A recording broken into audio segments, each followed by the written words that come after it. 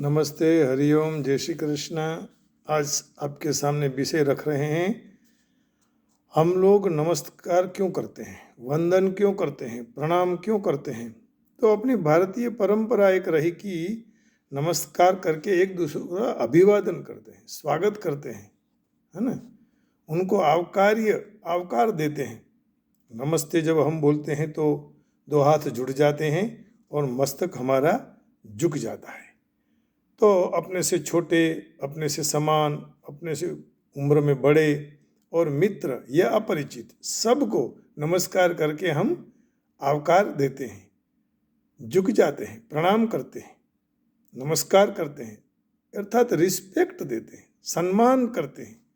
शास्त्रों में परंपरागत अभिवादन के 5 प्रकार बताए हैं। वाणी से नमस्कार करो, विचार से, वर्तन से, दंडवत प्रणाम करके, है ना, और समर्पित हो जाओ शरणागति करके।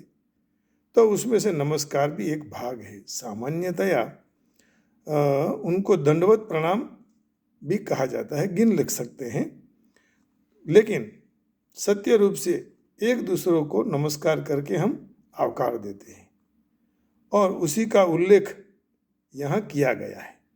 इसलिए प्रश्न होता है कि हम नमस्कार क्यों करते हैं। नमस्ते एक प्रकार का विधिसर आवकार है, स्वागत है। आप देखिए, दंडवत करना माने पूरा सरेंडर होना है, शरणागति स्वीकार कर ली, है ना। वंदन करना माने वफादारी, मैं आपको प्रणाम कर रहा हूँ तो मैं आपको वफादार रहूँगा। और हम नमस्कार करते हैं तो नमक हराम नहीं, नमक हलाल बनूंगा। और प्रणाम से मैं आपके साथ प्रामाणिकता रखूंगा, प्रामाणिक बनूंगा। तो 3 प्रकार तो ये भी हो गए शब्द के अर्थ होते हुए। माने नमस्ते करना, इसका अर्थ है वफादारी रखना, नमक हलाल बनना। और प्रणाम से ये हुआ कि आपसे हम प्रेम करते हैं। तो इस प्रकार प्रणाम से, वंदन से, नमस्कार से उनका हो जाने का, तो देखिए एक प्रकार का विधि है, सांस्कृतिक अपनी प्रणालिका है, एक प्रकार की पूजा विधि मानो आप। उसमें जो दिखाई देती है क्रिया, इससे तो और अर्थ ज़्यादा निकलता है। जैसे कोई एक घड़ा कोई कुएं में जाए, सोने का हो, चांदी का हो, लोहे का हो, मिट्टी का हो, प्लास्टिक का हो, किसी का भी हो, लेकिन यदि वहाँ जाए और वहाँ कुएं में यदि लुढ़ेगा माने नम्र नहीं होगा, नतमस्तक नहीं होगा, तो उसमें जल नहीं आएगा। प्लास्टिक का तो ऐसे भी नहीं नमता है, ये धातु के तो और भी नम जाएंगे। तो कहने का भाव यही है कि हमें नतमस्तक होना है, हमें नम्र होना है, विवेकी होना है, तब हमारे में ज्ञान रूपी जल भरा आ जाएगा, विवेक रूपी जल भरेगा, तो हम समृद्ध होंगे, हम और आगे बढ़ सकेंगे, क्योंकि हमारे पास समृद्धि आ गई ना, विवेक रूप समृद्धि आ गई, ज्ञान रूप समृद्धि आ गई। तो एक घड़ा यदि वहाँ नीचे नहीं होगा तो जल नहीं भरा जाता है। और देखिए, एक वृक्ष में जब फल लग जाते हैं तो वृक्ष भी नम जाता है, झुक जाता है। भवन्ति नम्रा स्तरव फलोद्गमैः, कालिदास ने कहा है। तो इसका अर्थ बहुत ज़्यादा विशेष है। संस्कृत में नमः ते नमस्ते, इसका अर्थ हुआ है मैं आपको वंदन करता हूँ, मैं तुम्हारा स्वागत करता हूँ। नमः का दूसरा अर्थ यदि हम कहें कि न अहम, मैं हूँ नहीं, मैं नहीं हूँ, ऐसा अर्थ भी होता है। माने अपने का जो अस्तित्व है वो नहीं रखने का, आप ही सब कुछ है। भगवान के पास जाते हैं तब भी ये भाव रख के नमस्कार करना होता है।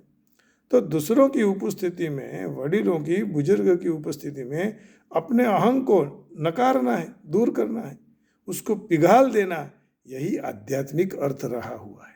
मैं को निकालना है, ईगो को निकालना है। 2 व्यक्ति के परस्पर जो मिलन है, ऐसे तो हृदय का मिलन होता है ना। उस जमाने में नमस्कार के प्रकार कैसे, दंडवत प्रणाम, भेंट करके, हाथ जोड़ के, है ना, आधे दंडवत करके, दूर से भी। आज देखिए, पहले के ज़माने में दंडवत प्रणाम करते थे गुरु जी को, फिर धीरे धीरे 2 पाँव नीचे करके नतमस्तक होकर करते थे, फिर दोनों हाथ से नमस्कार करते थे। आप कॉलेजों में गुरु जी को ऐसे नमस्कार करते हैं, गुरु जी। तो देखिए कितना रास आ गया। संस्कृति यदि हम जब छोड़ देते हैं, कोई भी कम्युनिटी अपनी संस्कृति को छोड़ देती है, तो समझ लो कि वह नाश की ओर जा रही है, विनाश की ओर, डिस्ट्रॉय हो रहा है। संस्कृति के बिना संस्कार कभी नहीं रहते हैं, और संस्कार के बिना हमारा अस्तित्व नहीं टिकता। इसलिए हमारे कल्चर को पकड़ के रखना चाहिए। तो इसका भाव ये आध्यात्मिक हुआ कि एक दूसरे के हृदय को मिलना है। अपने हाथ जो जुड़ जाते हैं, तो इसकी मन की भावना यही है कि मैं आपसे ये व्यक्त कर रहा हूँ, मैं नतमस्तक होकर प्रेम और नम्रता और उम्दा भाव मैं रख रहा हूँ, इसलिए आपको प्रणाम कर रहा हूँ। आध्यात्मिक अर्थ बहुत गूढ़ है। दिव्य शक्ति, आत्मा के परमात्मा सब में समान तरह से रही हुई है। ऐसे अद्वैत भाव में रहकर हाथ जोड़कर व्यक्ति में जो रहे हुए परमात्मा को भी प्रणाम करना है, ऐसा अर्थ भी है। जैसे कथा में संत लोग कहते हैं कि आपके हृदय में बैठे हुए भगवान को मैं प्रणाम करके कथा का प्रारंभ करता हूँ। उसी तरह हम भी ईश्वर को और संतों को प्रणाम करके जब नतमस्तक हो जाते हैं, तो आंख बंद कर देते हैं, और प्रणाम करके आंख बंद करके अंदर की दृष्टि जो है उससे हम उनका दर्शन करते हैं। अब यहाँ ऐसा भाव दिखाई दिया, कभी कभी हम लोग राम राम बोलते हैं, कभी कोई जय श्री कृष्ण बोलता है, कोई नमो नारायण बोलते हैं, कोई जय सियाराम, कोई ओम शांति, कोई जय गिरनारी, कोई राधे राधे, कोई बोलता है जय वेंकटेशा। तो विक्टरी ऑफ वेंकटेशा है ना, victory of Ganesha, victory of Radhe Radhe, ये अर्थ है। तो ऐसे उच्चारण भी हम करते हैं। इसमें व्यक्ति में रहे हुए परम तत्व को नमस्कार करने की बात है।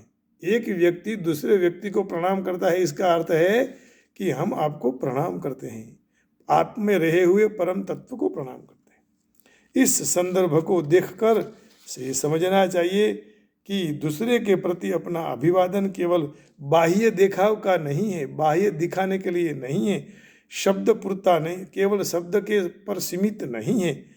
इससे मर्यादित न रहते हुए आदर और प्रेम भरे वातावरण में एक ऊंचे संवाद को हम रच सकें, और आपस में भाईचारा, प्रेमचारा बाहर आ जाए। इसलिए नमस्कार करने की ये प्रणाली परंपरागत केवल भारत में ही है, अब विदेशों में भी शुरू हो गई है। इसलिए भारत माता को प्रणाम करके अपनी वाणी को विराम देता हूँ। आप सबके हृदय में बैठे हुए भगवान को प्रणाम करके जय श्री राम, राधे राधे, जय श्री कृष्ण, जय गिरनारी, ओम नमो नारायणाय।